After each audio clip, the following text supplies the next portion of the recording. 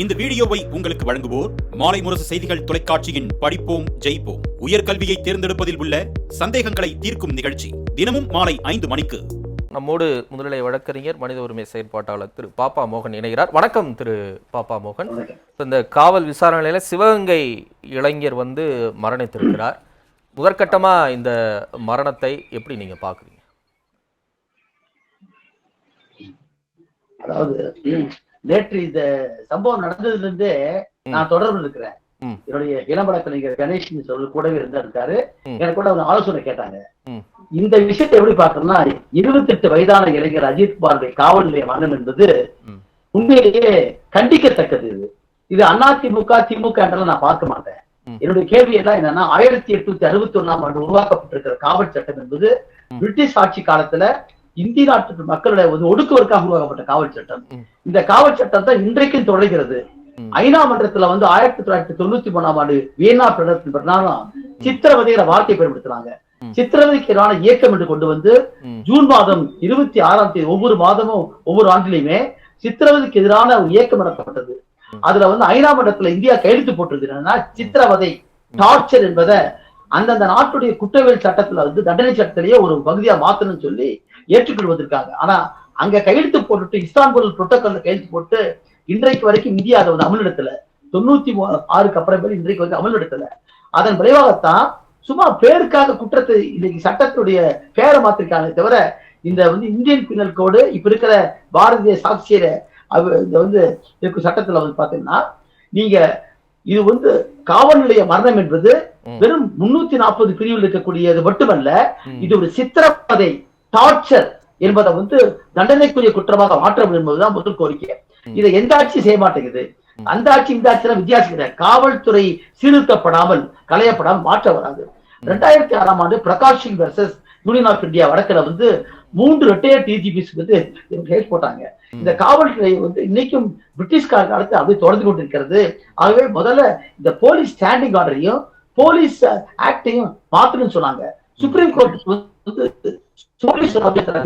ஒரு கமிட்டி அமைச்சு நாடு முழுக்க இருக்கக்கூடிய மாநிலங்கள் அப்புறம் மாத்த வச்சாங்க.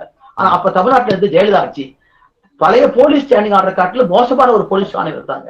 இன்னைக்கு வரைக்கும் நான் என்ன சொல்றேன்னா, முதல்ல சுப்ரீம் கோர்ட் கொடுத்துக்கிற தீர்ப்பின் பிரகாரம் இன்றைக்கு இருக்கிற போலீஸ் ஸ்டாண்டிங் ஆர்டரையே தலைகீழா மாத்தணும். அது மட்டுமல்ல, ஏற்கனவே 1978ல வி ஆர் கிருஷ்ணன் கொடுத்திருக்கூடிய தீர்ப்புல இந்த பழைய நிலையை மாத்திட்டு சுதந்திரத்துக்கு அப்புறமேலு நாம பாகுபாடற்ற ஒரு சமூகத்தை உருவாக்கணும். இந்த சமூகத்துல பாகுபாடு யாருன்னு கேட்டா சமமற்ற மக்கள். அதுல குறிப்பா பாத்தீங்கன்னா தலித்துகள், பழங்குடி மக்கள், பெண்கள், குழந்தைகள், உழைக்கிற மக்கள், இவர்கள் தான் சமமற்ற மக்களாக இருக்காங்க.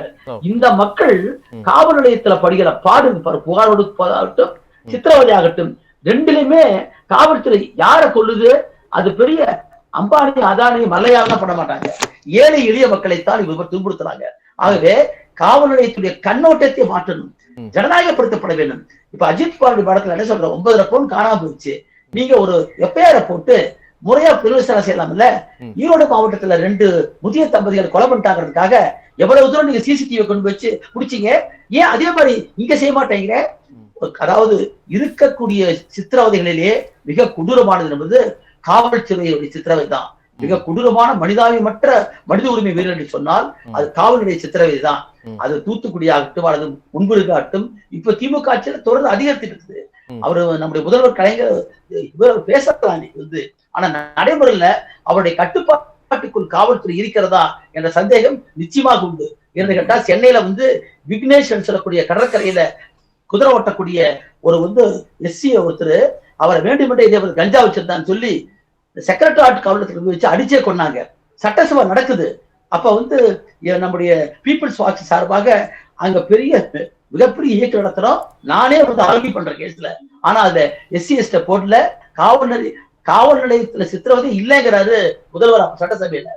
அங்க இருக்கக்கூடிய கமிஷன் சொல்றதை கேட்டுக்கிட்டாரு. SC ST commission, national commission வந்ததுக்கு அப்புறம் தான் இன்னைக்கு அதுல எஸ்சி எஸ்டி போட்டாங்க. அந்த வழக்கே நாளை மறுநாள் சென்னையில வரப்போகுது. நான் என்ன கேட்கறேன்னா, இந்த யாரையும் சப்போர்ட் பண்ண வேண்டிய அவசியம் இல்லை. நீங்க தூத்துக்குடியில அவ்வளவு பெரிய ஒரு கொடூரமான சப்போர்ட் இருந்துச்சு. அப்ப இருந்தது அதிமுக ஆட்சி. ஆட்சிக்கு வந்த பின்னால அந்த அதிகாரி நடவடிக்கை எடுக்காத காரணம் என்ன? இன்னைக்கு இருக்கவங்க தான்.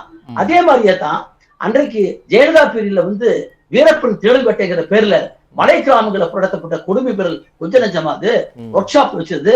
இன்றைக்கும் சதாசிவா கமிஷனுடைய இதுல வந்து வெறும் இடைக்கால நிவாரணம் கொடுக்கப்பட்டிருக்கிறத தவிர நிவாரணம் வருவாலும் கிடையாது. ஆகவே இதுக்கு எங்க பாக்கணும்னா நோய் நாடி நோய் முதலாளி போல இந்த காவல் சட்டத்தை இன்னைக்கு வந்து என்னதான் வந்து முதல்வர் பொறுப்பு இருந்தாலும் கூட முதல்வர் வெறும் கூட்டம் போடுறாரு, கமிட்டி அமைக்கிறாரு, பேசுறாரு தவிர அதை உண்மையை ஜனநாயகப்படுத்தப்படும் சொன்னால் உச்ச நீதிமன்ற தீர்ப்பை அமல்படுத்தப்படும் சொன்னா ஐநா மன்றத்தில் நாம் இருக்கக்கூடிய அந்த மனித உரிமை மீறல் சித்திரவதை என்பது ஒரு கொடூரமான குற்றம். ஏன்னா 32 வகையான கொடுமைகளை பார்க்கிறோம் காவல் நிலையத்தில் வைத்து. இவங்க தீர்க்கணும்னா முதல்ல காவல்துறை அடிப்படையிலேயே அந்த கண்ணோட்டத்தை மாற்றணும். அரசியல் சாசனம் என்பது எளிய மக்களுக்கானது, அவரை சமத்துவப்படுத்துவாது. இங்கே யாரு பாகுபாடு பார்க்கப்படுறாங்க? ஒன்னா தலித் மக்கள் அல்லது பெண்கள் அல்லது இங்க இருக்கக்கூடிய குழந்தைகள் அல்லது வந்து உடைக்கிற மக்கள், போராடுகிறவன். இது அஜித்குமாரை வந்து 3 இடத்துல வச்சு அடிச்சு தாக்கியிருக்காங்க. நான் கேட்கிறேன், உங்களுக்கு ஏற்கனவே சட்டத்துல வந்து 24 மணி நேரத்துக்கு மேல வச்சு உங்களுக்கு 9 பவுன் காணாம போச்சு சொல்லக்கூடியவங்க வந்து வசதி மிக்கவாக்கிற காரணத்தினால ஒரு தனிப்படையை போட்டு பிடிக்க வச்சிருக்கீங்க. ஆகவே இதுக்கு என்ன தீர்வு கேட்டால் அது அதிமுக ஆகட்டும் திமுக ஆகட்டும் காவல்துறை தான். அதோட ஈரல் சீரழிஞ்சு 75% இப்ப 90% கெட்டு போயிருக்கிறது தான் உண்மை. அதை ஏற்றுக்கொண்டு பகிங்கரமாக நம்ம வந்து திருத்த வைக்க என்ன செய்யணும்னா உடனடியாக இந்த காவல் சட்டத்துல வந்து உச்சநீதிமன்றம் கொடுத்துக்கூடிய தீர்ப்பின் பிரகாரம் முதல்ல வந்து இன்வெஸ்டிகேஷன் தனியா பிரிக்கணும். அதை இன்வெஸ்டிகேஷன் தனியா பிரிக்கணும், அதே மாதிரி மற்ற விஷயத்தை தனியா பிரிக்கணும், லா அண்ட் ஆர்டர் பிரிக்கணும். அப்படி பிரிச்சு காவல்துறை சென்சிடைஸ் பண்ண வேணும். இப்படி அது மட்டுமல்ல, எப்பயுமே ஒரு சொல்றாங்க மனித உரிமை மீறலையே மிக கொடூரமானது காவல்துறை சித்திரவதை தான். இதுக்கு தீர்ப்பு வந்து இடைக்கால நிவாரணம் இல்ல, 5 பேர் சஸ்பெண்ட் இல்ல, மறுவாழ்வுன்னு சொல்றாங்க. ரெஹபிலிட்டேஷன், நாட் ஒன்லி ரிலீஃப். இதை வந்து கணக்கில் எடுத்துக்கொண்டு தேசிய மனித உரிமை ஆணையம் கடுத்திருக்கக்கூடிய அந்த வழிகாட்டுதலையும் பிரகாஷ் சிங் வழிகாட்டுதலையும் டார்ச்சர் என்பது தண்டனைக்குரிய குற்றம் என்பது மாற்றுவதில் தான் இது இருக்குதுங்கிறதா சொல்றேன். திரு பாப்பா மோகன், உங்களுடைய நிறை பார்வை இறுதியா?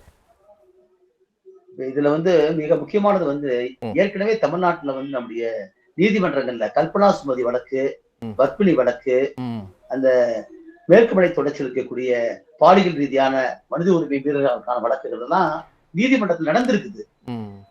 ஆகவேதான் என்ன சொன்னா இந்த சாட்சி சட்டத்தை திருத்தணும் நாம் சொல்லிருக்கிறோம். ஏன்னா ஒரு காவல்துறை என்னைக்கு ஒரு காவல் நிலையத்துறை கட்டுப்பாட்டுக்குள்ள ஒருத்தர் போயிட்டானாவோ அவனோட உடம்புல சிறு காயம் ஏற்பட்டாலும் கூட அதுக்கு பொறுப்பா அந்த காவல்துறை அதிகாரிகள் தான். அது ஏற்கனவே நீதிமன்ற தீர்ப்படா இருக்குது. பல்பீர் சிங் வழக்குல வந்து சிசிடிவி பொருத்தணும்னு சொல்லிருக்காங்க, கட்டாயப்படுத்தி சொல்லிருக்காங்க. ஆனா அது மட்டுமல்ல அந்த பதவியில வந்து 6 மாசம் வச்சுன்னு சொல்லிருக்காங்க. ஆனா இன்னைக்கு தமிழ்நாட்டுல நீங்க வந்து ஆட்சியில போட்டு பாருங்க, பல காவல் நிலையங்கள்ல வந்து செயல்படுவதே கிடையாது.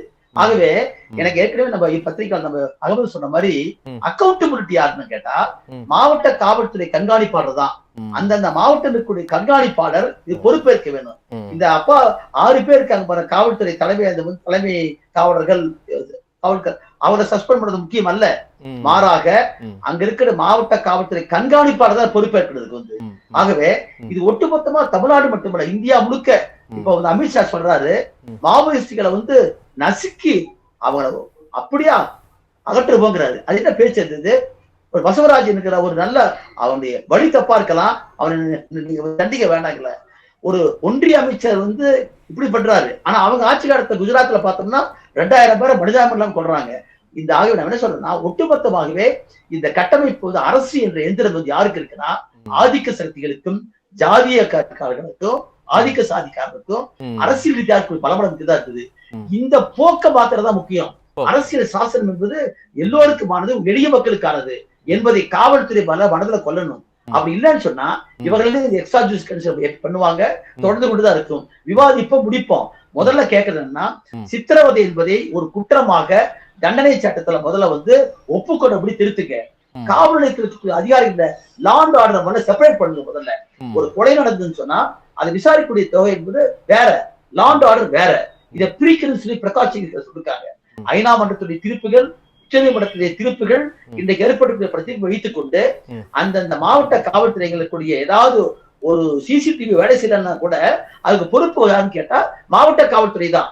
அந்த அக்கௌண்டபிலிட்டியை கொண்டாடங்காண்டி தான் யாரோ ஒரு 4 காவல்துறை அதிகாரிகளை சஸ்பெண்ட் பண்ணி போட்டு விட்டுறாங்க. ஆகவே ஒட்டுமொத்தமாக தமிழக முதல்வர் இதை கவனத்தில் எடுத்துக்கொண்டு ஒரு குழு இப்ப வந்து நாங்குநேரி மேட்டருக்காக நீதிபதி சந்திரனுடைய குழு போட்டாரு. அதே போல ஒரு ஓய்வு பெற்ற நீதிபதி குழுவை போட்டு ஒட்டுமொத்தமாக ஆய்வு பண்ணணும். ஏற்கனவே ஆனந்த் வெங்கடேஷ் அவர்கள் வந்து ஒரு 5 ஆண்டுகளுக்கு முன்னால நம்ம என்ஆர் போனதெல்லாம் பிராக்டிஸ் பண்ணும்போது இந்த காவல்துறை எப்படி சீர்திருத்தங்கிறதுக்காகவே ஒரு குழுவே போட்டாரப்ப. அதே போல இப்ப நான் என்ன கேட்கறேன்னா, தமிழக முதல்வர் அவர்கள் எல்லாத்தையும் சொல்றாரு, நீங்க ஓய்வு பெற்றிருக்கக்கூடிய நீதிபதிகளை கொண்டு ஒரு குழுவை போட்டு ஒட்டுமொத்தமா தமிழ்நாட்டுக்குரிய படங்களை போய் நேரடியாக போய் அவர்கள் களத்துல பார்த்து அதன் அடிப்படையில வந்து பண்ணணும். ஆகவே சட்டத்துல என்ன திருத்தம் பண்ணாலும் கூட நடக்காது. விழிப்புணர்வும் அதை தட்டி கேட்கிற பொறுப்பும் ஆட்சி இருக்கக்கூடியவர்கள் கவனிக்கிறதா தான் இது வந்து திருத்தம். சரி.